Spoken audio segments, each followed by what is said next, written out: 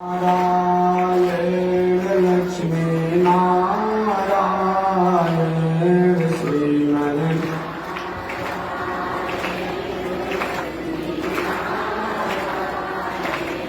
श्रीमन नारायण नारायण नारायण श्रीमन नारायण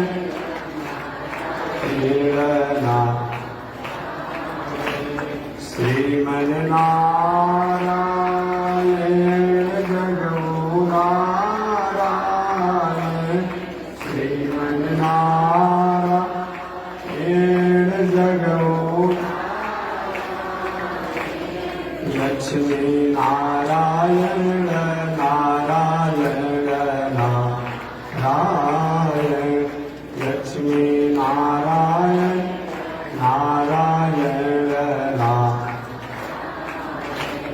श्रीमन नारायण भवतारायण श्रीमन नारायण भवतारा लक्ष्मी नारायण नारायण नारायण लक्ष्मी नारायण नारायण लक्ष्मी नारायण नारायण नारायण लक्ष्मी नारायण नारायण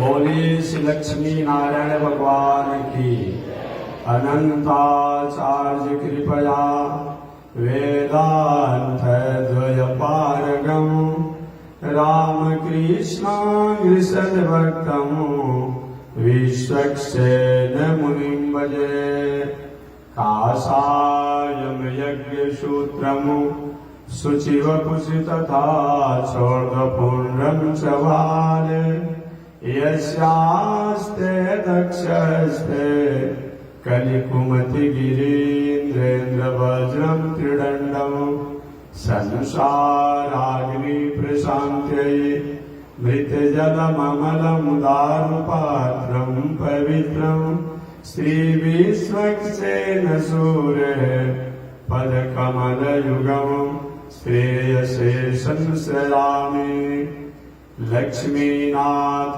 समारम्भा नाथयामुनमध्यमा अस्मदाचार्यपर्यन्ता वन्दे गुरो परम्परा नारायणाय विद्महे वासुदेवाय धीमहि तन्नो विष्णु प्रचोदयात् महालक्ष्म्यै च विद्महे विष्णुपत्न्यै च धीमहि तन्नो लक्ष्मी प्रचोदयात् तन्नो लक्ष्मी प्रचोदयात्। परमाराध्य श्री लक्ष्मी नारायण भगवान नित्य वंदनीय पूज्य गुरुदेव श्री त्रिदंडी स्वामी जी महाराज के जुगल चरणों में कोटिशः नमन। भगवत भागवत आचार्य कैंकर्य पारायण महानुभाव पावन भूमि पर पावन कथा को निवेदन किया जा रहा है। पावन कथा प्रसंग अंतर्गत नैमिषारण्य में 88,000 ऋषियों की अगुवाई करने वाले 1000 वर्षों तक धार्मिक अनुष्ठान होने वाला आयोजन में व्यास जी के शिष्य श्री उग्रश्रवा सुत जी व्यास गद्दी पर बैठे हैं। विप्रों में श्रेष्ठ श्री शौनक जी श्री सुत जी से पूछे कि हे सुत जी, मानव मात्र के कल्याण के लिए साधन तो अनेक हैं, समय भी कम है, किसी के पास समय है तो मन नहीं है, किसी के पास मन है तो समय नहीं है, किसी के पास मन और समय है तो तन नहीं लग पाता। ऐसे अल्प समय में अपने उन परमात्मा की प्रसन्नता को कैसे किया जा सकता है, जिन परमात्मा को प्रसन्न करने के लिए प्राचीन समय से आर्ष ग्रंथों को पढ़ करके सुन करके, आर्ष साधनाओं को करके सुन करके लोग अपना उद्धार करते हैं। क्या कलिकाल के मानव या द्वापर युग के समापन के समय के लोग सहजता से अपना कल्याण अगर प्राप्त करना चाहते हो तो क्या करना चाहिए? कितना जप करना, कितना दान करना, कैसे तपस्या करना, कैसे साधना करना, कैसे तीर्थ करना, या और कोई सहज साधन है? क्योंकि कलयुग में लोगों के पास आयु भी कम हो जाएगी, शरीर में बल भी कम हो जाएगा, मन बुद्धि की एकाग्रता भी कम हो जाएगी। ऐसी परिस्थिति में कल्याण कैसे होगा? तो मेरा 6 प्रश्न है। सौनक ने कहा मेरा 6 प्रश्न है। इन 6 प्रश्नों को आप अपने अनुभव के अनुसार, अपने गुरुदेव द्वारा प्राप्त ज्ञान के अनुसार हमें सुना करके और संतुष्ट कीजिए। जो भी लोग यहाँ पर हैं, इन प्रश्नों के द्वारा उनको संतुष्टि प्राप्त हो, इसके लिए मैं आपसे प्रथम प्रश्न करता हूं कि मानवों के भगवान की प्राप्ति के लिए क्या करना चाहिए। तो इसका उत्तर कल मैंने निवेदन किया। प्रथम प्रश्न क्या है? मानवों को, मनुष्यों को, श्री वैष्णवों को, भगवान के भक्तों को भगवान की प्राप्ति के लिए क्या करना चाहिए? तो सूत जी ने कहा कि शरणागति जो है सबसे सरल और सहज मार्ग है। शरणागति के द्वारा भगवान को जिस प्रकार से प्रसन्न किया जा सकता है और कई साधन ऐसा नहीं देखा जाता है, उसी शरणागति के द्वारा ध्रुव जी ने, प्रहलाद ने और लोगों ने भगवान को प्रसन्न किया। दूसरा प्रश्न सौनक जी ने किया कि श्रेय साधन क्या है? साधन तो अनेक हैं, लेकिन श्रेय साधन क्या है जिन साधन के द्वारा हम उन भगवान को प्रसन्न करें? तो सूर्य जी ने कहा कि ऋषियों, साधन जीवन में अनंत है, लेकिन अनंत साधनों में श्रेय साधन मानव के लिए यज्ञ, जप, तप आदि, ये हर युग में, हर काल में इसको किया जा सकता है। हालांकि कई कई किताबों में, ग्रंथों में किसी आचार्यों ने, किसी ऋषियों ने अपनी भावना को लिखा है कि कलयुग में यज्ञ नहीं करना चाहिए, कलयुग में संन्यास नहीं लेना चाहिए। परंतु भगवान श्री कृष्ण ने आगे भविष्य में यह प्रश्न न हो, इसलिए अर्जुन को उपदेश देते समय कहे कि हे अर्जुन, यज्ञो दान तपः कर्मम न त्याज। यज्ञ, दान, तप एक किसी भी काल में या कभी भी त्याग नहीं करना चाहिए। पावनानि मनीषिणा, महापुरुषों को पवित्र करने वाला होता है, इसलिए इसका कभी भी त्याग नहीं करना चाहिए। तीसरा प्रश्न, शास्त्र का सार क्या है? शास्त्र तो अनंत है, शास्त्र में अनेक आख्याय है, आख्यायिका है, अनेक उसमें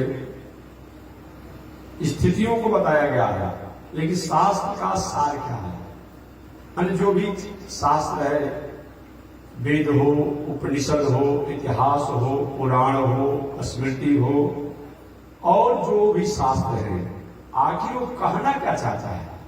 सार माने उसका तात्पर्य क्या है?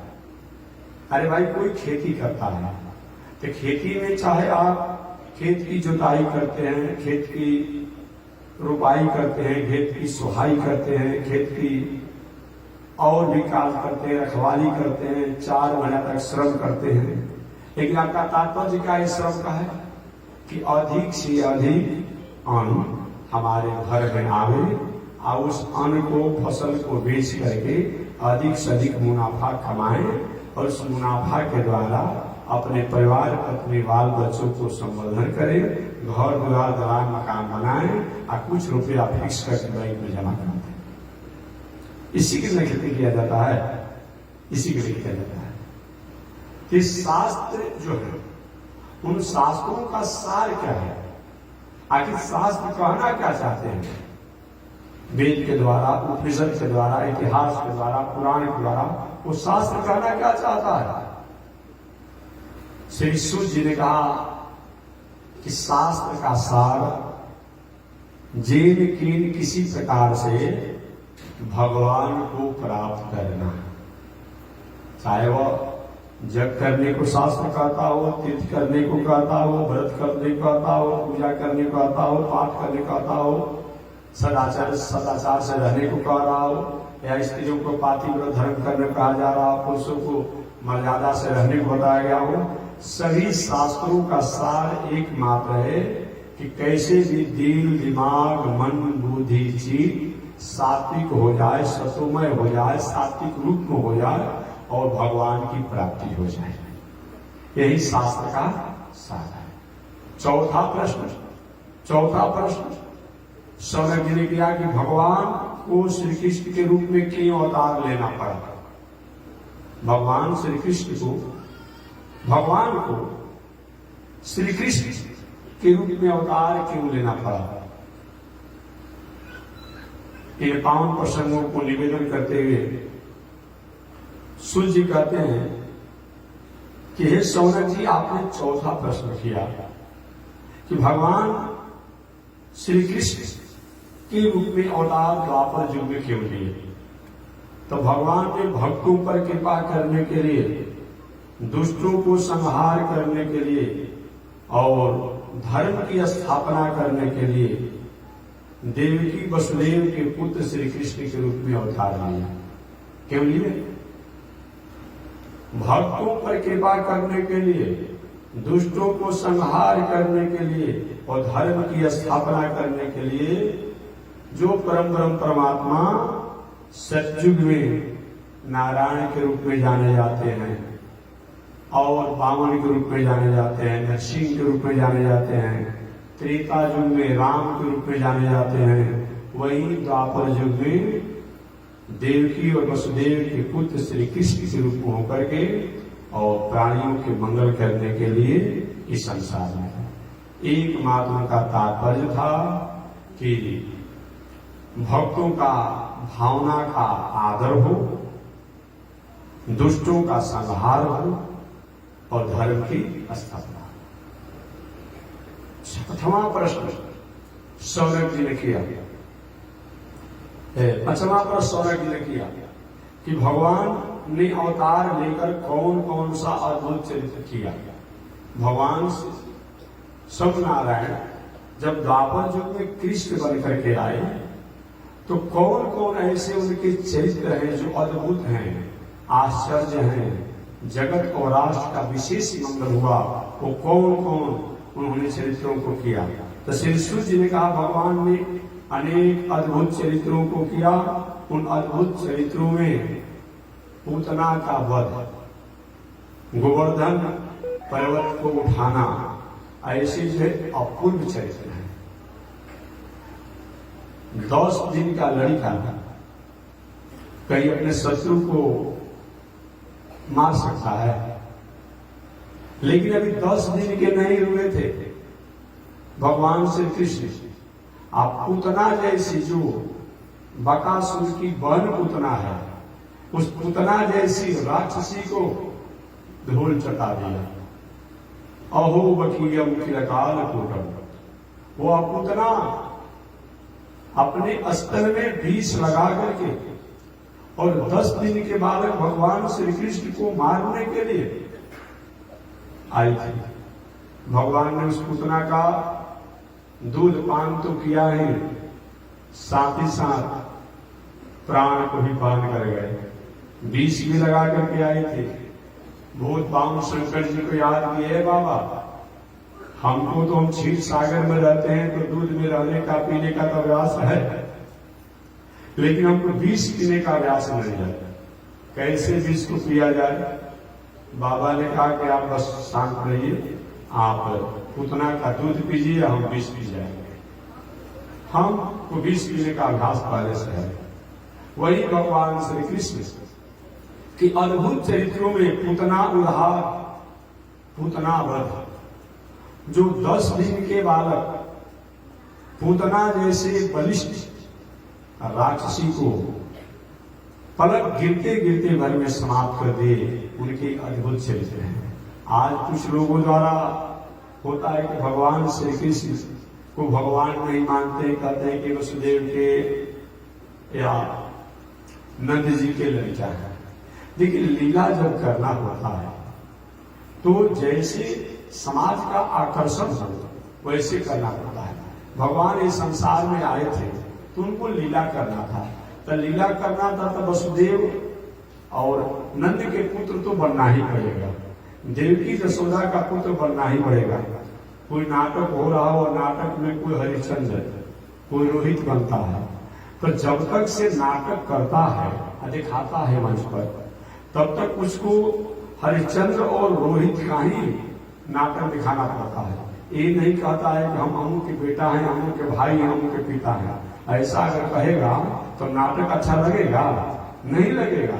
ठीक उसी प्रकार से भगवान जब इस संसार में भक्तों को उद्धार करने के लिए आए तो ब्रह्म होने के बाद भी, परमात्मा होने के बाद भी, ईश्वर होने के बाद भी एक वसुदेव और नंद जी के पुत्र रूप में होकर इस संसार में लीला की, ताकि लोगों हमको पहचान न पावे, या जो पहचाने वो तो पहचान ही। इसीलिए भगवान ने ऐसा किया। तो भगवान के अनेक अद्भुत चरित्र हैं। 5वां प्रश्न का उत्तर है, भगवान के अनेक अद्भुत चरित्र हैं। उन अद्भुत चरित्रों में भगवान के पूतना वध और गोवर्धन लीला ये सामान्य बात है। अभी 8 वर्ष के भगवान श्री कृष्ण हो गए और गोवर्धन पर्वत को उठा लिए। आज कितना भी बलवान है तो 1-2 क्विंटल कहीं उठाने वाले, पहले के जमाने में लोग कुछ होते थे मजबूत, तो खाटा खाटा होते तो कहा कि एक बगल में 50 किलो दबा लेते थे, एक बगल में 50 किलो दबा लेते थे। अयोग के बाजार करने कोई जा रहा है, मार्केट करने जा रहा है, आप 5 किलो सब्जी कहीं खरीद कर मार्केट से पैदल लेकर अचानक आ रहा है तो जीभ निकाल कर सांस लेने लगता है। शरीर में दमी नहीं है, ताकतें नहीं है, और रहेगा कहां से जी? जन्म लेते ही लड़का को तो आपने फुचका खिलाना शुरू कर दिया, चाउमीन खिलाते हैं, फुचका खिलाते हैं, चाय पिलाते हैं, तो क्या होगा? पाव रोटी खिलाते हैं, क्या होगा? दम रह जाएगा। केवल प्लास्टिक के मूर्ति के समान, फोटो के समान ये देखने में शरीर लग रहा है, भीतर से ताकत नहीं रह गया है। देखते हैं एक दिन कोई व्रत हो जा रहा है, एकादशी या जो भी कुछ व्रत हो, तो मालूम पड़ता है कि शरीर में कोई दमे नहीं रह गया है, अब 10 दिन शरीर में ताकते नहीं पता चलता है। शरीर में कुछ है, केवल प्लास्टिक के कागज के फोटो जैसा हम लोग बस सुंदर दिखाई पड़ रहे हैं। लेकिन एक जमाना था जब कभी आप दक्षिण भारत में बहुत कम लोग गए होंगे, दक्षिण भारत में जाने पर पता चलता है कि कैसे बुद्धि बल वाले लोग थे। रघुनाथ भगवान का मंदिर और भी बड़े बड़े मंदिरों में जाइए, इतना बड़ा बड़ा पत्थर जो कम से कम 20 फीट 30 फीट लंबा और मोटाई भी कम से कम 2 फीट 3 फीट, 1 फीट से देखो मोटा पत्थर ही नहीं है। अब मंदिर के ऊपर रख दिया गया है, 1000 वर्षों से वो मंदिर बना हुआ है, कुछ नहीं हो रहा है। आज हम घर बना रहे हैं, अभी 10 वर्ष नहीं हुआ तभी उसमें चूना शुरू हो जाता है, सीटिंग करना शुरू हो जाता है। अब वो बना हुआ समझिए कितना मजबूत बना हुआ, कैसे लोग चढ़ाए होंगे। आज तो माने किरान का जमाना है, किरान हो गया है, उस समय तो किरान का आविष्कार हुआ नहीं था, आज से 1000 वर्ष पहले। कैसे लोग किए होंगे, किस तरीका से किए होंगे, इससे मालूम पड़ता है कि पहले बल था, पहले बल था।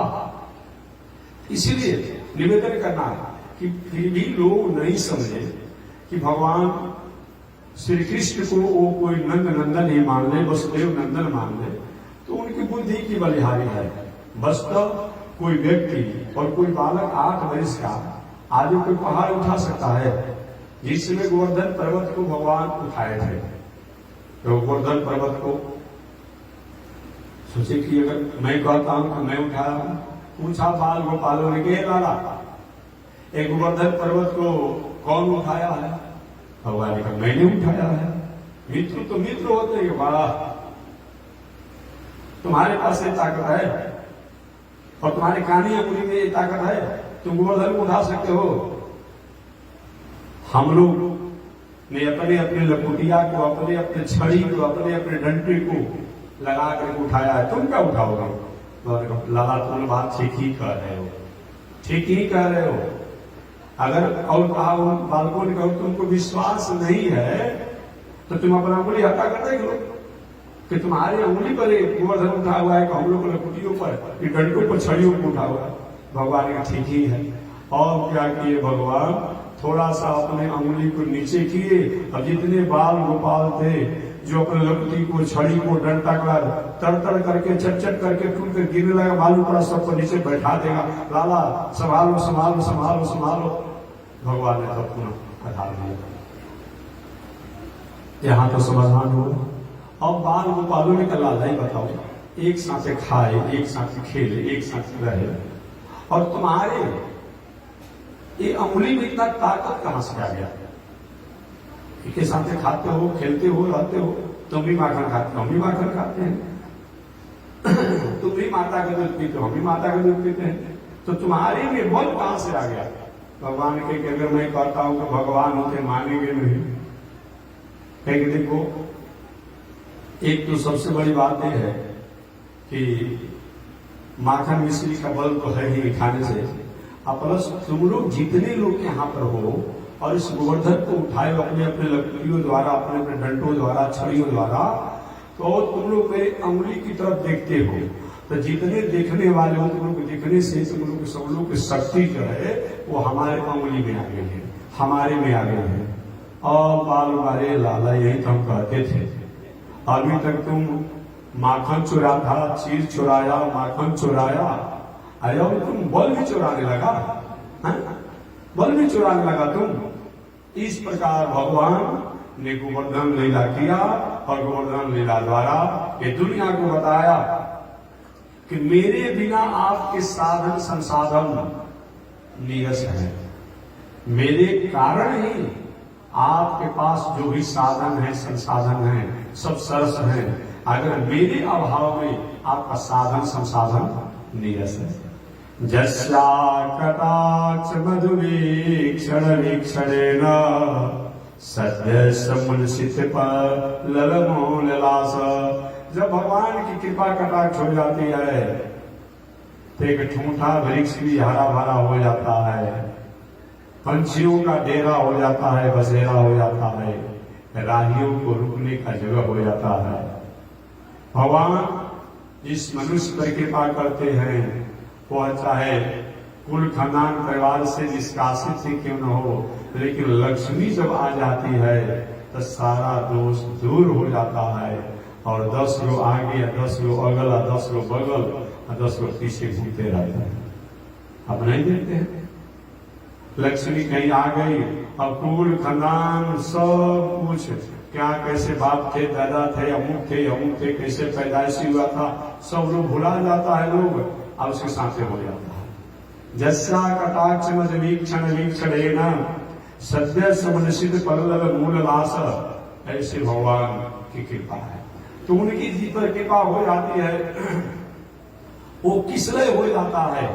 इस प्रकार 5वें प्रश्न के उत्तर को देते हुए श्री सूत जी ने कहा कि हे सौनक जी, भगवान के तो अनेक अद्भुत चरित्र हैं, उन अद्भुत चरित्रों में उतना वध और गोवर्धन धारण की लीला जो है वह मानवों को उन भगवान को भगवान समझने के लिए, सोचने के लिए बात कर देती है।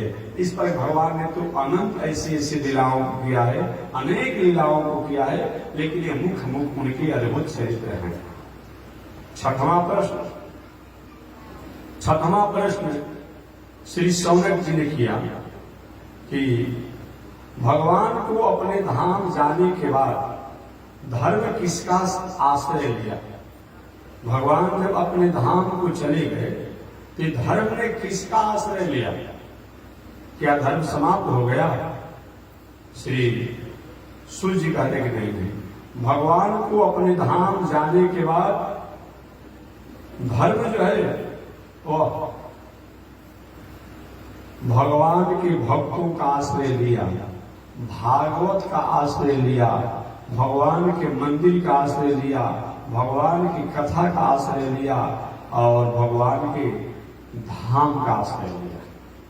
धाम माने जहां जहां भगवान का धाम है, अयोध्या, मथुरा, माया, काशी, कांची, अवंतिका, पूरी, द्वारवती, चैव, ये जहां जहां खरसाते नहीं, बगसर, प्रयाग और भी निविसारण, पुष्कर, जितने हैं, श्रीरंगम, हरिशैल, अंजनगिरी, शेषादि सिंहाचलम, श्रीकुर्मं पुरुषोत्तमं च बदरे, नारायणं नैमिषं, श्रीमद्द्वारवती, प्रयाग, मथुरा, अयोध्या, गया, पुष्करम, सालग्राम निवासिना विजयते रामानुजोयम मुनि।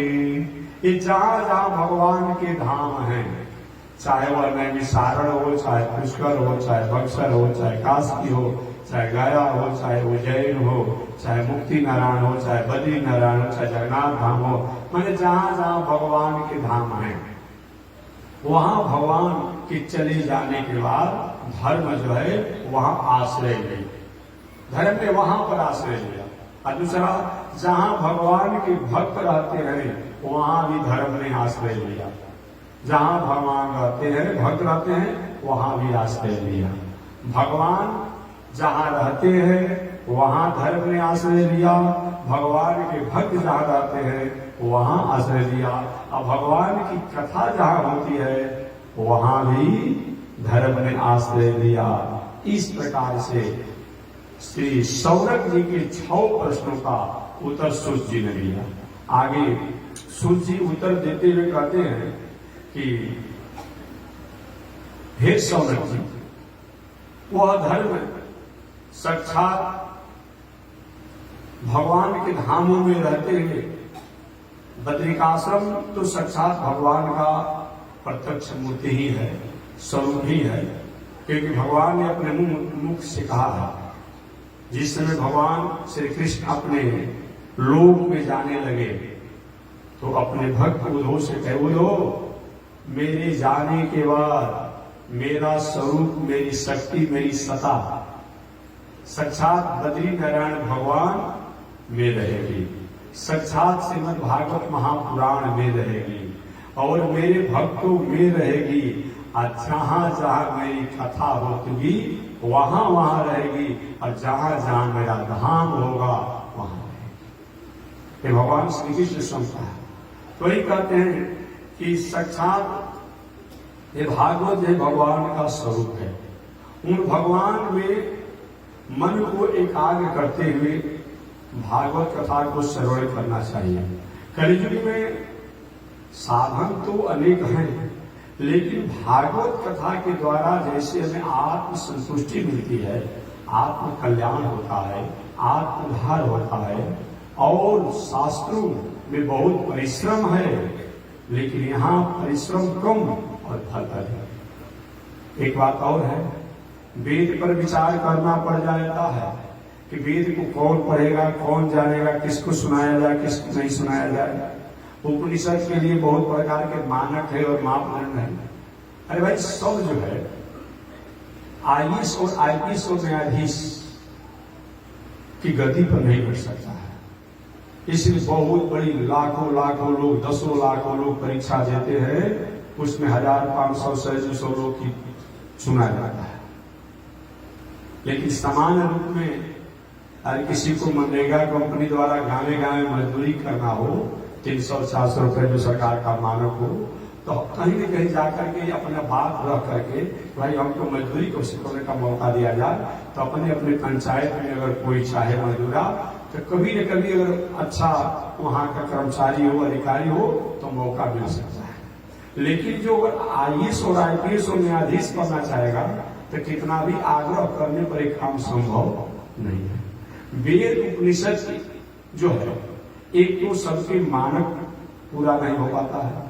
त्रिकाल संध्या बंधन करने वाला होना चाहिए, जनेऊ का अधिकारी होना चाहिए, जीवन में सदाचार का जीवन जीने वाला होना चाहिए, और ऐसा छांटते जैसे देखते हैं, और 10 लाख IAS और IPS का परीक्षा देता है, और छांट कर कितना हो जाता है, 100-200 500 1000 तो बहुत हो गए अपने आप में। इस प्रकार से समझिए 2-4 तक, मान लीजिए 5000 तक हो गए। अब 10 लाखों में से 20 लाखों में से छांट कर किया गया, तो इतना मानक है वेद शास्त्र इतिहास पुराणों के द्वारा कि उस मानक पर खारा नहीं उतरते हैं। लेकिन ये भागवत जो है, ये तो स्पष्ट भागवत में कहा गया है, चाहे वह ब्राह्मण हो, क्षत्रिय हो, वैश्य हो, दास हो, या पंचम भी वर्ण हो। पंचम वर्ण समझते हैं ना, कहीं किसी के जन्म पैदाइशी में इधर उधर हेरा फेरी हो गया होगा, बात समझिए, किसी कारण से माता पिता के ज्ञात अज्ञात में हेरा फेरी हो गया हो, बेचारा जन्म ले लिया तो जन्म ले लिया। ऐसे भी लोग हो, कोई भूत हो, प्रेत हो, पशु हो, पंछी हो, गणिका हो, वेश्या हो, या जो भी हो, कैसा भी हो, अगर अब आगे हमारे द्वारा जीवन में सात्विक जीवन जीने की अगर प्रेरणा प्राप्त हो जाती है, आई भागवत कथा को सुना जाता है, तो निश्चित रूप उसका मंगल होता है। ऐसा और कोई सहज और कल्याण करने वाला ग्रंथ और किताब अभी नहीं समझ में आ रहा है। इसी बातों को सूझने का ऋषियों, वह भगवान जो अपने लोक में जाने के बाद उनका स्वरूप जो है बद्रिकाश्रम, भागवत भक्तों में और कथा में हो गया। उन भगवान को अपने मन में स्थापित करके एकाग्र चित्त होकर के और उनका कथा श्रवण करना चाहिए, उनका ध्यान करना चाहिए, उनका चिंतन करना चाहिए, जिससे मन की एकाग्र चित्त होकर के और शांत होकर के भगवान का साक्षात्कार किया जा सकता है। कभी कभी समय निकाल करके हमें अपने स्वरूप को पहचानने के लिए साधना भी करनी चाहिए। योग के बारे में तो आप जानते हैं, बहुत कुछ बताना नहीं है। जम, नियम, आसन, प्राणायाम, प्रत्याहार, धारणा, ध्यान, समाधि, ये तो सब लोग जानते हैं। और कुछ नहीं हो रहा है तो चित्त वृत्ति निरोधा योग, हमारी चित्त में जो चंचलता है, मन में जो घबराहट है, मन में जो खिन्नता है, मन में जो उदासी है, उन चित्त की चंचलता को, घबराहट को रोक करके, संयम करके और उन परमात्मा को स्मरण चिंतन ध्यान किया जाता है, एक दिन निश्चित रूप में उन परमात्मा से हमारा योग हो जाता है। ऐसे विचार करते हुए उन परमात्मा का साक्षात्कार किया जा सकता है। क्योंकि भगवान शब्द का अर्थ ही है। भगवान शब्दों को अलग अलग शास्त्रों में अलग अलग तरीका से परिभाषित किया गया है। एक आक्षरिक कोश के अनुसार अगर भगवान शब्दों को परिभाषित किया जाए तो भ शब्द प्रकाश वाचक है, ग शब्द ज्ञान वाचक है, व शब्द वैभव वाचक है और न शब्द नेक वाचक है। भगवान शब्द एक अक्षरिक कोश के अनुसार होता है। भ शब्द प्रकाश वाचक, ग शब्द ज्ञान वाचक, व शब्द वैभव वाचक और न शब्द नेक वाचक। जो प्रकाश, ज्ञान, वैभव और नेक करने में सक्षम हो, परिपूर्ण हो, उन्हीं को भगवान कहा जाता है। दुनिया में और कोई भी लोग चाहे प्रकाश देते हो, ज्ञान देते हो, वैभव देते हो, नेक करते हो, उनके द्वारा उनसे लेकर के ही देते हैं। क्योंकि मंगल भवन मंगल हारी द्रवहु सुदशरथ अजय विहारी। मंगलम भगवान विष्णु मंगलम गरुड़ ध्वज कहा गया है। तो मंगल के भवन है, तो कोई भी मंगल अगर देगा, शंकर जी, गणेश जी और भी जो भी लोग देने वाले हो, ब्रह्मा जी, तो इन्हीं भगवान से मांग करके नहीं देंगे। मिठाई जरूर आप खाइएगा, लेकिन मिठाई के दुकान से लेकर के ही खाना पड़ेगा, या कोई खरीद कर दिया हो तो खाएंगे, या सब कारीगर को बुलाकर मिठाई बनाएंगे और तब खाएंगे। और मिठाई की जो सामग्री है उसको लेकर भी घर पर बनाना पड़ेगा। जो मिठाई जो बनाना हो तभी आप खा सकते हैं। तो जो भी मंगल किसी देवी देवताओं द्वारा या किसी द्वारा प्राप्त होता है, वो मंगल देने वाले तो भगवान ही है। एक पौराणिक, भले कुछ समय के लिए कोई लोग कुछ प्राप्त कर ले, एक व्यवहारिक और पौराणिक कथा मैं सुनाऊंगा। एक बार इस समय के नहीं, काशी नरेश, पुराने काशी नरेश थे, प्राचीन काल के काशी नरेश थे। एक बार उनके समय में एक अघोरी बाबा है, अद्भुत परंपरा का अघोरी बाबा है। वो छोटा मोटा कुछ जादूगरी विद्या वो कहीं देता है। अरे मदारी क्या करता है, जादूगरी विद्या तो जरूर आपको कर देगा, लेकिन वो आपकी समस्या का समाधान नहीं करता है। देखिए कभी कभी गांव में मदारी घूमता है, मांगने वाला घूमता है, और जाते जाते आपको द्वार पर भीख मांगना, और कभी कभी हमको इतना चाहिए आप नहीं देंगे ना तो खून उगलने लगता है। बहुत आश्चर्य में डाल देता है। कभी कभी मदारी देखने वाले को देखेंगे मुंह से गड्डी निकालता है और कुछ करता है, कभी अपना किडनी और लिवर ही निकाल कर दिखा देगा। ऐसा ऐसा कुछ काम करता है। जब सब करने वाला हो गया तो काहे कितना लाख लाख कई एक लाख रुपया लगा करके अपने बालकों को, बेटा को, भाई को, बहन को मेडिकल पढ़ाने की क्या आवश्यकता है, बताइए। कुछ दिन पहले वो तांत्रिक चला था कि किसी के कोई रोगों को ठीक कर देता था, कहते उसके खून पी जाता था कीटाणु वाला। और बताइए सब क्या भ्रम की बात है, ऐसा वाला हुआ है। इतने लाख खर्चा करके ये मेडिकल पढ़ने की क्या आवश्यकता है, डॉक्टर बनने की क्या आवश्यकता है। और कोई कहेगा सब कुछ करिए, देंगे इंजीनियर बना जा रहा है, डॉक्टर बना जा रहा है, सब हो रहा है, क्या आवश्यकता है। कोई चीनी बरसाने लगता है, तो कोई कुछ बरसाने लगता है, कोई लड्डू बरसाने लगता है, तो कोई सोना का मुट्ठी बना लगता है। इतने सोनाकार की क्या आवश्यकता है, और सोना की खजानों की क्या आवश्यकता है, कोई मतलब होता है। अरे वो जादूगरी विद्या है, कभी कोई कुछ काम थोड़ा बड़ा कर दिया। अब काशी नरेश के यहाँ एक अघोरी बाबा है, अद्भुत। उन्होंने कहा राजन अभी तक आप क्या करते थे? महाराज मैं अपने गुरुजनों द्वारा प्राप्त गायत्री मंत्र का अनुष्ठान करता हूँ। अच्छा, आपको कुछ शक्ति प्राप्त हुआ? कि महाराज प्रत्यक्ष हमको शक्ति कुछ प्राप्त नहीं हुआ, हमको प्रत्यक्ष रूप में कोई शक्ति प्राप्त नहीं हुआ गायत्री मंत्र जपने से। तब अघोरी ने कहा, अवधूत ने कहा कि क्या फायदा है, इतने दिन तक तुम पूजा किया, पाठ किया, गायत्री का अनुष्ठान किया, और तुम्हें कोई शक्ति दिखाई नहीं पड़ रहा है, तब क्या मतलब होता है? मेरी साधना को तुम करो और मैं तुम्हें 12 घंटा 24 घंटा में शक्ति प्रदान कर दूंगा। सबको चाहिए कुछ समय में, ठीक है महाराज।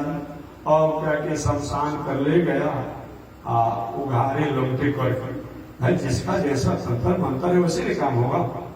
अभी जो टोना झाड़ फूक करने वाले जो होते हैं, जिसको अपनी भाषा में आप लोग डाइन करते हैं, जिस भाषा में करते हैं, ऐसी होती है कठिन। अपने दामाद को धन संपत्ति सब दान कर देंगे, लेकिन जादूगरी विद्या अगर सीखती हो, जानती हो, तो अपने दामादों को विद्या नहीं बताएगी। कितना होता है, अपने दामाद को भी नहीं बताएगी, बेटी को नहीं बताएगी, तुम्हें जब तक अधिकारी नहीं समझेगी। लेकिन ये सब क्या है? ये तो आप जब किताब पढ़ेंगे तंत्र मंत्र की, चाहे और भी बहुत प्रकार के जादूगरी किताब है, पुलिस तंत्र इत्यादि करके है, वहां लिखा हुआ है सावधान, ये करने वाला व्यक्ति अधोगति को प्राप्त करता है, मनुष्य को नहीं करना चाहिए। जैसे सिगरेट के डिब्बा पर लिखा रहता है स्वास्थ्य के लिए हानिकारक है। अब आप पीजिए, कंपनी को कंप्लेन आप नहीं कर सकते हैं कि कंपनी वालों ने लिख दिया कि स्वास्थ्य के लिए हानिकारक है, और जितना सिगरेट पीना है पीजिए। उसी प्रकार तंत्र मंत्र किताबों पर लिखा रहता है कि इसको करने वाला अधोगति को प्राप्त होता है, लेकिन विद्या है, विद्या है। और जितने तंत्र मंत्र वाले हैं इनको लंबे या अनेक प्रकार के उल्टा खाना उल्टा पीना एक बहुत उनका एक दिनचर्या होता है। और शमशान में काशी नरेश को ले गया वो घोरी, इसको अद्भुत आपका ले गया, उनको लंबे उघारे कर दिया, अपने भी लंबे उघारे हो गया। और जो साधना की जो तरीका है शराब से, मछली से, मांस से, कच्चा खाना, पक्का खाना जो होता है, अवधूत परंपरा में, अघोर परंपरा में 5 गो मकार से मुक्ति मांगता है वो, 5 मकार से। ये मेरा बात नहीं है, उनका स्वयं दर्शन कहता है। मध्यम मांसम मीनम च मुद्रा मैथुन एव च पीत्वा पीत्वा पुनः पीत्वा। मध्यम इतना पियो कि पीते पीते बहुत बड़े सिद्ध बाबा है। मध्यम मांसम, मांस अगर आदमी का लाश भी मुर्दा नदी में बहते जा रहा हो, कुत्ता का जा रहा हो, गाय का जा रहा हो, भैंस का जा रहा हो, सुअर का जा रहा हो, बकरा का भी जाता जा रहा हो, मुर्दा बहते हुए उस सुन से खा। मध्यम मांसम मीनम च, मछली जो है उसको ककड़ी और खीरा के समान कांचे खाओ तो सिद्ध हो जाओगे। राम ये कोई धर्म है जी? काहे के लिए ये सब इतना करना? एक मुट्ठी किशमिश और एक मुट्ठी काजू बरसाने के लिए, इससे क्या मिलेगा भाई इतना जीवन को बर्बाद करने से? तो मध्यम मांसम मीनम छ मुद्रा मैथुन एव च। मुद्रा और मैथुन अगर एक भैरवी चक्र उनका होता है, चाहे बहन आ जाए, बेटी आ जाए, माई आ जाए, फुआ आ जाए, तो उसके साथ भी अगर भोग वासना किया जाए तो सिद्धि प्राप्त होता है। राम ऐसा कर, अब तुम इसको सिद्धि और साधक मानते हो, ऐसे वो सिद्धि प्राप्त करता है। ऐसा सिद्धि के क्या मतलब होता है दुनिया में? लेकिन आज कुछ लोग आज भी सब जानने के बाद भी उस स्थिति से गुजरते हैं, इस स्थिति से गुजरते हैं। नहीं, ये बहुत अपने आप में राष्ट्र के लिए, समाज के लिए, संस्कृति के लिए बहुत उपद्रवकारी विद्या है। ठीक है, कुछ चमत्कारी विद्या करने के लिए तुम करो। और काशी नरेश उस अघोरी के द्वारा जो किया जा रहा था अवधूत के द्वारा, और वो साधना करने लगे। सोही में अगला दिन 12 बजे रात में वो जो साधना बताया, वर मांगो वर मांगो वर मांगो वर मांगो, मैं तुम्हारी साधना से प्रसन्न हूं, तुम्हारी साधना से प्रसन्न हूं, जो तुम मांगोगे मैं दूंगा, जो तुम मांगोगे मैं दूंगा। अब तो देख ली ना राजा, इतने दिन तक गायत्री का जब तुमने किया कुछ नहीं हुआ, अभी 2 दिन नहीं बीता, देखो तुमको मेरी सीधी ने तुम्हारे पास आकर वर मांगने कहा, जो मांगना है मांगो। काशी नरेश भी अनुभवी थे, बड़े बड़े विद्वानों का सत्संग सुनने थे, किए थे, वो तो भावना में आ गए थे घोरी के। और एक महाराज जो आप देने वाले हैं, थोड़ा सा मुझे सामने आइए, मैं आपको देख लूं, प्रणाम कर लूं, दर्शन कर लूं, और तब आपसे मैं मांगूंगा। और आवाज आया, अरे ये नेकी का तुम बदी करना चाहते हो, हम तुम्हारा भला करना चाहते हो, तुम्हें राहित करना चाहते हो, ऐसा नहीं होगा। काशी नरेश ने कहा, क्यों नहीं होगा महाराज, मैं तो आपको सामने आने के लिए कह रहा हूं, आइए सामने और हमें दर्शन दीजिए, क्यों नहीं होगा? उसने आवाज आया, इसीलिए कि तुम्हारे द्वारा जो बहुत दिनों तक गायत्री मंत्र का जो जप किया गया है, उस गायत्री मंत्र के जप के कारण तुम्हारे नेत्र से तेज निकल रहा है, और उस तेज से मैं जल जाऊंगा, समाप्त हो जाऊंगा, मेरा सर्वनाश हो जाएगा, इसीलिए तुम्हारे सामने मैं नहीं आऊंगा। काशी नरेश का राम, जो हम अनुभव नहीं करते हैं, देखते नहीं है, और गायत्री मंत्र केवल हम अनुष्ठान करते हैं, मेरे अनुष्ठान के कारण, मेरे नेत्रों से तेज के कारण क्या है, इसका इष्ट जल जाएगा। ऐसा इसका क्या मतलब होता है? अब जितना तंत्र मंत्र जादू टोना घोरी परंपरा के सब फेंक फाट करके अब पुनः अपनी जो मर्यादा की जो साधना था उसमें लग गए। यही तो है, यही है। एक बार मैं अपनी अनुभवी कह दूं, क्योंकि अपना अनुभवी को भी कहना चाहिए, आपको मैं नहीं कहता हूं, देखिए बात समझ लेगा। केवल किसी अपने अनुभव में अगर संदेश प्राप्त होता हो, अनुभव होना चाहिए। तो मैं अपना अनुभव करता हूं। जैसे शंकर जी ने पार्वती जी से कहा, उमा कहूं मैं अनुभव अपना। ये शंकर जी पार्वती से क्या कहे, उमा कहूं मैं अनुभव अपना। हे उमा, हे पार्वती, हे पर्वत के पुत्री, मैं अपना अनुभव कह रहा हूं, दुनिया का अनुभव अलग है। उमा कहूं मैं अनुभव अपना, असत हरि भजन जगत सब सकना। बिना हरि की शरणागति किए, बिना भगवान की शरणागति किए, बिना श्रीमन नारायण की शरणागति किए, ये दुनिया में जो भी साधन है, संसाधन है, जो भी क्रिया है, सब कुछ क्या है, वो स्वप्नवत है, सपना के समान है, अर्थात उससे कुछ लाभ होने वाला नहीं है। तो अनुभव सब लोगों ने कहा। काकभूषुंडी जी ने भी, गरुड़ जी जुनू के संवाद में अनुभव हुआ है, सब लोग अपना अनुभव कहते हैं।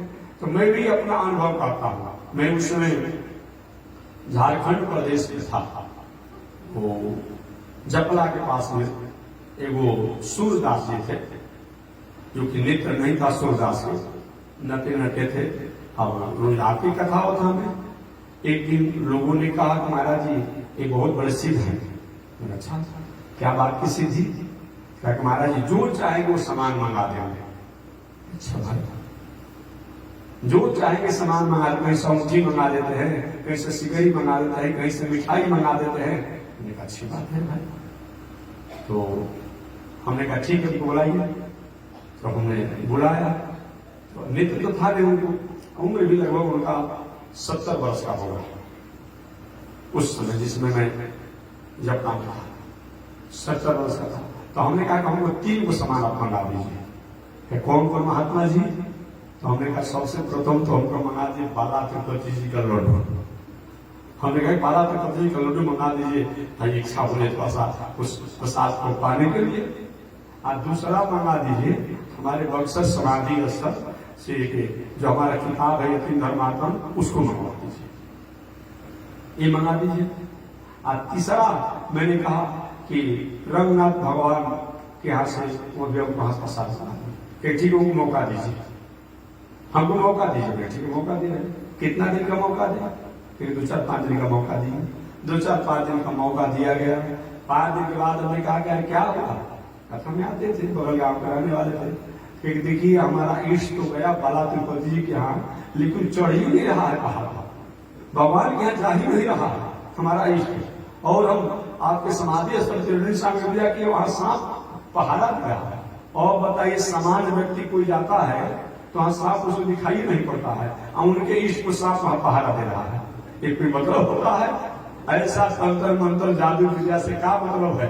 बताइए क्या मतलब है? इसीलिए ये सब जो है एक कुछ समय के लिए भ्रम में और कुछ समय के लिए शरण में लाने के लिए लोग करता है। वाकई चाहे हमें प्राप्त हो या न हो, लेकिन हमें वैदिक परंपरा और शास्त्रीय परंपरा से रहना चाहिए।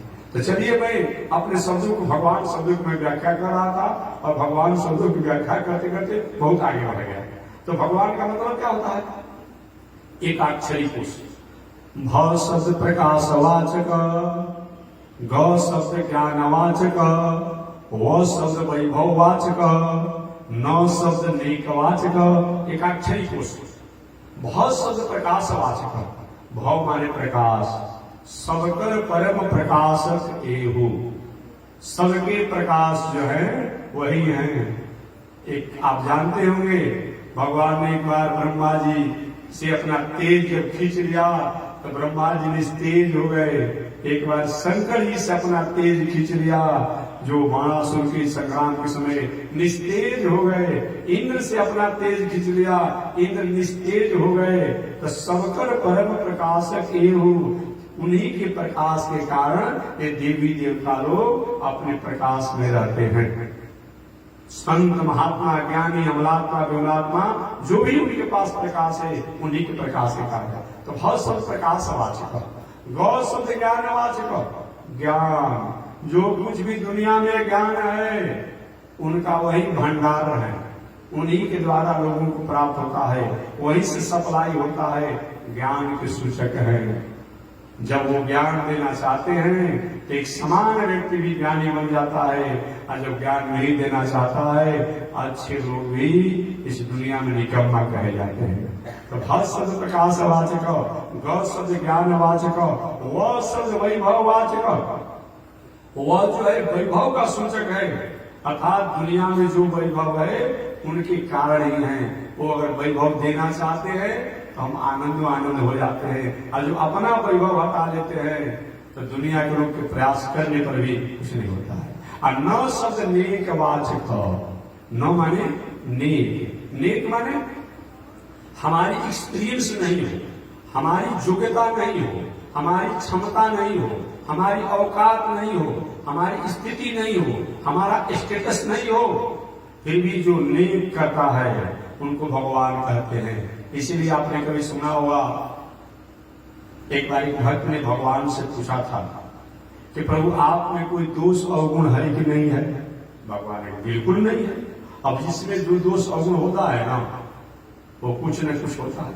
अब जिसको खैनी खाने का दोष है तो भले चाहे कथा में ही कहने में बैठे रहेगा, चाहे सावन के शिवरात का अनुष्ठान कहने करेगा, चाहे और कुछ हो, लेकिन जब खैनी खाने का ताव आएगा ना तो धीरे से चुनौती निकालेगा और पीछे की तरफ रगड़ करके धीरे से डालेगा।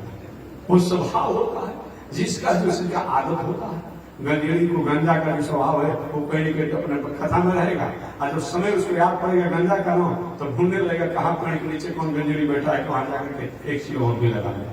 शराबी को शराब का विस्सा, व्यक्ति को विस्सा का, ऐसे जो भी हो तो सबका अपना एक आदत होता है, एक दोष होता है। भक्त ने पूछा प्रभु आपको कोई दोष है कि नहीं है? भगवान ने कहा बिल्कुल हमारे में कोई दोष नहीं है। अगर दोष होता तो फिर भगवान नहीं कहेंगे। भगवान का मतलब ये होता है कि दोष से रहित हो, अलग हो। अरे नहीं प्रभु कुछ न कुछ तो जरूर होगा, याद करिए। भगवान ने कहा एक दोष तो है, एक दोष है, तो प्रभु बता दीजिए, हम दुनिया के सामने कह देंगे कि क्या दोष आप में है, अभी दोष से अलग नहीं है।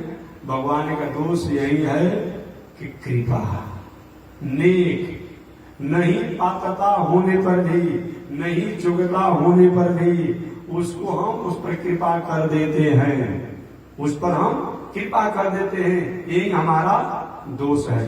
कल या परसों मैंने बताया था जिसमें बांदर राज बाली ने पूछा कि के ही कारण नाथ मोहि मारा, बाली भैरी सुग्रीव प्यारा। हे नाथ आपने क्यों हमें मारा? भगवान ने कहा कि अनुज भगिनी का दफा लगाया कि तुमने अपने भाई की बहन को बलजोरी जो है अपना बना लिया है, पत्नी जैसा बना लिया है, इसी दफा के कारण तुम्हें मैं दंड दे रहा हूं। तो उसने बानरराज बाली ने कहा कि सो पुचाली, हमारे में जिस दोष के कारण आप हमको मार दिए बाण से, तो यही दोष तो मेरा भाई सुग्रीव में भी था। मैं जब लड़ने के लिए गया था दुंदरी से, तो जब मैं बहुत दिनों तक नहीं आया, नियत समय से नहीं आया, तो बिना प्रतीक्षा किए मेरा भाई सुग्रीव जो है मेरी पत्नी तारा को भी अपना बना लिया था, इसलिए तो हमको मारना पड़ा इसको। तो उसको क्यों नहीं आपने दंड दिया?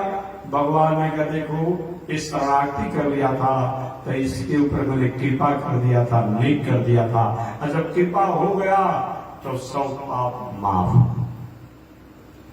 आपने कभी गाय के बछड़े को देखा होगा जन्म लेते हुए? देखे होंगे, चाहे और भी जो ऐसे जीव होते हैं पशु। और समझिए हरी हरी घास हो, हरी हरी घास हो, हरा हरा चारा हो उनके खाने का, और उस पर गाय कहीं या कोई पेशाब कर दे तो गाय भैंस खाती है? नहीं खाती है।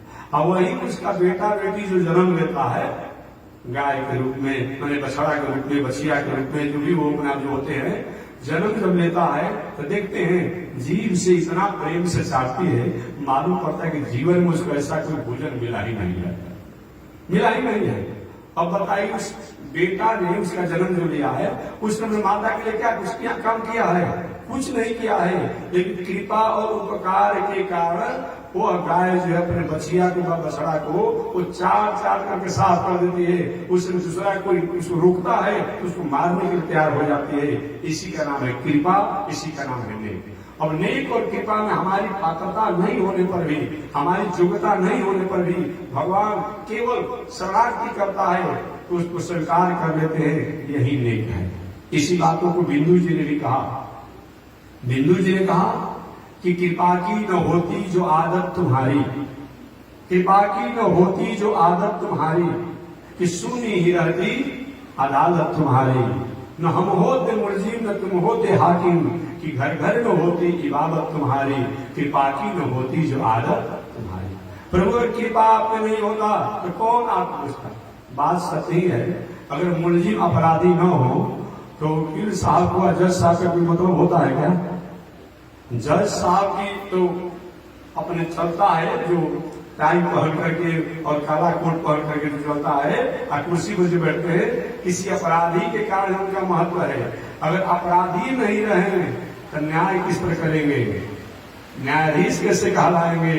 तो अगर अपराधी के कारण न्यायाधीश की प्रतिष्ठा है, वही बिंदु कहते हैं कि कृपा की न होती जो आदत तुम्हारी, तो शून्य ही रहती अदालत तुम्हारी। आपका अदालत जो है, अगर आपने कृपा करने के प्रभु नहीं होता, आपकी अदालत खाली पड़ा रहता, कोई नहीं होता। न हम होते मुलजिम, प्रभु अगर हम मुलजिम नहीं होते, आप होते हाकिम।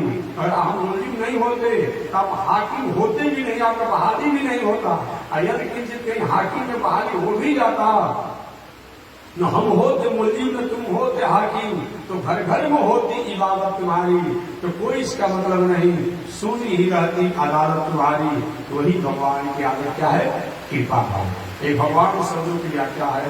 भ शब्द प्रकाश वाचक, ग शब्द ज्ञान वाचक, व शब्द वैभव वाचक, न शब्द नेक वाचक। इसी का नाम क्या है? भगवान। श्री सूर्य जी कहते हैं कि हे शौनक जी, वो भगवान जब इस संसार में आते हैं तो आने के बाद अपने भगवत स्वरूपों को और भगवत तत्वों को जनाते हैं। विष्णु पुराण के अनुसार भगवान शब्द की व्याख्या बताया गया है। उत्पत्ति प्रलय चैव भूतानाम गति गति वेति विद्याम विद्याम। 6 गुण जिसमें हो उनको भगवान कहते हैं, जो पूरे दुनिया की उत्पत्ति, पूरे दुनिया के संहार, पूरे दुनिया के ज्ञान, पूरे दुनिया के अज्ञान और भूत प्राणियों की गति अगति को जो जानने वाला हो उसको भगवान कहते हैं। रामम बिना का गति, श्री रामायण में लिखा हुआ है, राम के बिना गति क्या, ऐसे भगवान शब्दों को बताया गया है। या भगवान का मतलब जिसके द्वारा अर्थ, धर्म, काम, मोक्ष, एज यू लाइक इट, जो आपकी पसंद हो, अर्थ की कामना हो, धर्म की कामना हो, संसारिक कामना हो और मोक्ष, इन चारों को देने वाले हैं, उनको भगवान कहते हैं। ऐसे भगवान विष्णु ही जो है वो मानव मात्र को आराध्य हैं। वो भगवान विष्णु ही सत्वमय होकर के दुनिया का कल्याण करते हैं। वह विष्णु ही पालन करते हैं, वह विष्णु ही संहार करते हैं, वह विष्णु ही मोक्ष करते हैं। उन्हीं विष्णु को व्यापक होने के कारण भगवान को विष्णु कहा जाता है। सृष्टि के प्रारंभ के प्रणेता होने के कारण उनको नारायण कहा जाता है। वही जब त्रेता युग में आते हैं तो राम कहलाते हैं, द्वापर युग में आते हैं तो कृष्ण कहलाते हैं, और कलयुग में आते हैं तो कल की अवतार कहलाते हैं। इसमें कोई भेद नहीं है, कोई अंतर नहीं है। इस प्रकार से वह भगवान के बारे में बताया गया। अर्थात साक्षात वेद का तात्पर्य जो है, वेद में जो कहा गया है, वेद का दूसरा तात्पर्य नहीं है। वह भगवान श्री कृष्ण के चरणों में प्रेम, उनकी आराधना, उनकी उपासना, उनका निध्यासन, यही वेद का मतलब होता है। वासुदेव परा वेदा, वासुदेव परा मखा, वासुदेव परा योग, वासुदेव परा क्रिया। ये भागवत में स्पष्ट कहा गया है। वासुदेव परा वेदा, भगवान का मतलब, वासुदेव का मतलब, नारायण का मतलब, राम का मतलब, कृष्ण का मतलब होता है कि वेद जानने का तात्पर्य यही है। वेद का मतलब यही होता है कि भगवान को जानना, भगवान को मानना, भगवान की शरणागति, भगवान की उपासना। वासुदेव परा वेदा, वासुदेव परामखा। जग का मतलब यही होता है, जिस जग के द्वारा उन वासुदेव में हमारा प्रेम हो तो जग जग है। अगर उनको प्रेम नहीं हुआ तो जग का कोई मतलब नहीं है।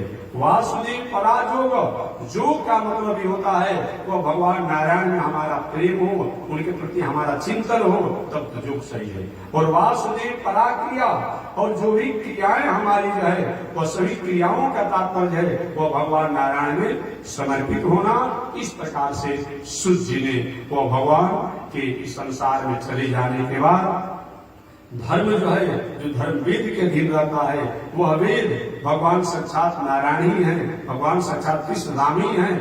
ऐसे भगवान की व्याख्या को निवेदन किया गया। शेष चर्चा अगले दिन मैं निवेदन करूंगा। सूत जी जो भागवत में निवेदन करेंगे, यही पर वाणी विराम।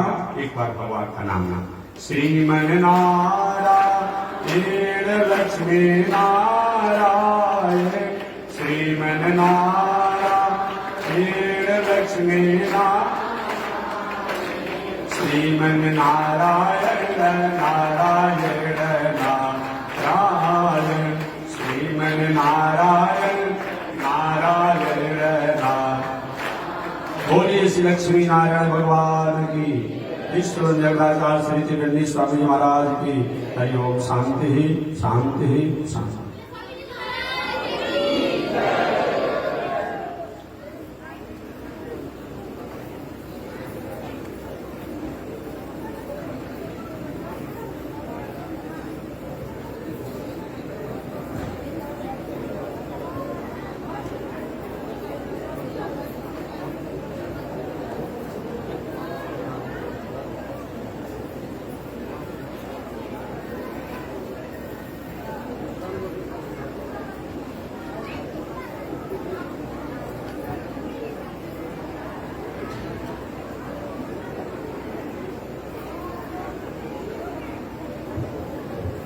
नारायण। ओम चंद्रमा मनसो जात, चक्षो सूर्यो अजायत, श्रोत्रात् वायुष प्राण समुखा जग्निरजायत, श्रीश्रुते लक्ष्मी शबद्भ्यावहो रात्रे, पार्श्वे नक्षत्राणि रूपमस्मिनौ व्यातम्, ईश्वरे निघाड़ा मोमयि घाण, सर्वलोकं मयि घाण, कासायं यज्ञसूत्रं शुचिवपुषि तथा चोर्ध्वपुण्ड्रं च वाले, यस्यास्ते दक्षहस्ते कलिकुमति गिरीन्द्रेन्द्रवज्रं त्रिदण्डं, संसाराग्नि प्रशम्ते मृतजलममलं, दारुपात्रं पवित्रं श्रीविश्वक्सेन सूरे, पदकमलयुगं श्रेयसे संश्रयामि, अमरे राधः शूद्रश्चलमतिरसोय्या प्रसवो, कृतघ्नो दूरवाणे स्मर परवशो वञ्चन पर, नृशंसभावे च कथममितो दुःखजलधे, तव परिचर्यं जनयो। लक्ष्मी नारायण भगवान की, विश्व जगदाचार्य श्री चिरंजी स्वामी महाराज की हरि ओम। शांति शांति शांति।